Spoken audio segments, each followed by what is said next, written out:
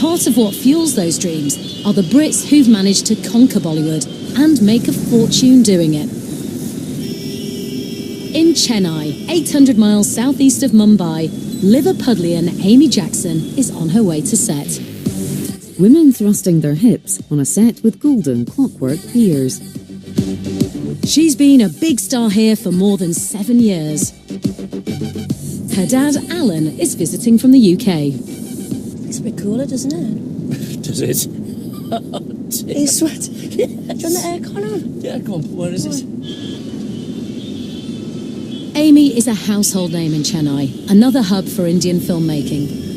More than 80% of India's films are actually made outside Mumbai. I love the way they use the horns here as well. Teachers, Do you think you could too. drive here? No. I know you can't drive. No, you couldn't. Well... Can't even drive on the M62. Oh, well, excuse me. After winning Miss Teen World in 2009, Amy was approached in London by an Indian director who flew her out for her first role. Since then, she's starred in more than a dozen films, worth more than £60 million. And right now, she's the female lead in the most expensive Indian film ever made, called 2.0. You'll be fine. Yeah. Today, they're filming the big dance number. I'm not the strongest dancer, I must admit. It's not in my blood to dance at the drop of a hat. Perhaps not as easily as maybe those that have been brought up with dance. Well, 100%, which the majority of People in India have. Of course they have. Absolutely. There's only one dance in this whole film, one song, so it had to be spot on. I was having a sleepless night. Amy's car arrives on set, then they head to a trailer. Morning, sir. Good morning. Good morning. Good morning. Hey, my baby, how are you? How are you this morning? Good. How did you sleep? Where's the wig? Where's everything? Amy's dance scene will shoot in less than 2 hours. Get me those bins over here. Go back. Piche ja. On set, choreographer Bosco has been flown down from Mumbai to design this dance as well.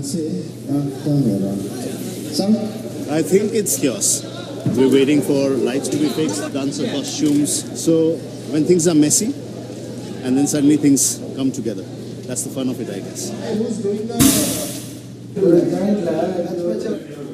Natalie spent 3 years training as a professional dancer in Cambridge. They're trying to put lights on the costume, which don't seem to be fitting on right now. It's been happening every day, I'm not going to lie. Every time I've been in here for a couple of hours, doing it again and again. In the 4 months she's been in India, she's danced in 20 films. But today's shoot has been one of the toughest. I was dancing this morning and I literally felt one of the strings start electrifying me, and because I've got a belly button piercing, it was caught up with the metal as well. A dancer in a silvery suit with cyberpunk dreads and LEDs. There are 55 backing dancers in Amy's scene today. It seems all the male dancers are Indian, but just like the house party scene in Mumbai, the majority of the women are Western.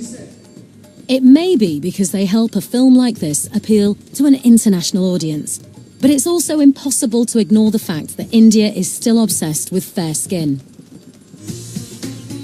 The Indian skin whitening industry is worth hundreds of millions of pounds, and many of the largest brands are endorsed by Bollywood stars. Amy's in a pink bodysuit and bodice. Bollywood is often called the dream factory, and part of the dream it's selling is a westernized ideal of beauty, which doesn't reflect the average Indian woman. Brought England to India, of course. In fact, it's actually just full of coffee, but it looks very English. I just put my pinky finger out. She's wearing a wig made of metallic strips. Walking down steps. 2.0 is one of the first Indian films to be shot using 3D cameras, and in recent years, some of the world's best technicians from Hollywood have started moving to India, drawn by the big budgets and ambition. I don't want to disparage Hollywood, but I'm having more fun on this project than I ever did there. Ray Hanesian is a 3D stereographer. agree. After 50 years, this is the gig I've been dreaming of. These cameras are the most precise I think have ever been built. We see every bit of what was put into building this set comes right to you in the audience. So this is really the most fun I've ever had doing my job.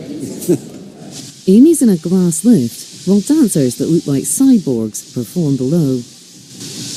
Despite the big budgets, they're relying on some surprisingly simple tricks.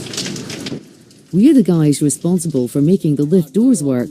We can make them open and close. In their demonstration, the men pull cables which slide the curved glass doors. Open. Only close. Everything in the set is operated manually by people. We don't have any kind of motors or anything. We have to lower it by hands. We have to get it high by hands. Everything is manual. For assistant art director Kishore Rajendran, cheap labour costs mean he can assign a person to many of the tasks that might be mechanised elsewhere. We trust manpower. We trust manpower more than machines. Amy is one of the biggest female stars in this region. She has more than 4 million followers on Instagram, which is surprising considering that when she first arrived in India, she couldn't speak a word of the language and could barely dance. Well, this is the guy who's actually made me dance. I could not dance before, and prior to this, I was useless.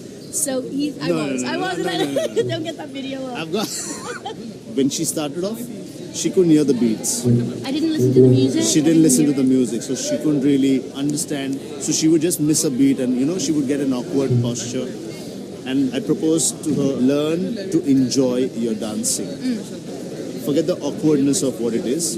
Just learn to enjoy your dancing, and eventually you'll start breathing it. But Bosco makes that easy to do. I love working with you. Having had tutoring on set, Amy dances as robotically as her fellow dancers. Everything's possible. That's what I love about Indian cinema. If there's a problem, it's okay. There's 3 solutions we can do when we get on set, so nothing's too big a deal, which is great. I've been here for 7 years, but it still feels so new to me, and I'm constantly learning. I do wonder how I managed to get here. The dancers pose in a face-off. The journey from Liverpool beauty queen to Indian film star has been an extraordinary experience for Amy and her family. I'm so proud of her. So's her mum, so's Liverpool, so should be the UK, and let's hope that it goes from strength to strength. In a tuk-tuk,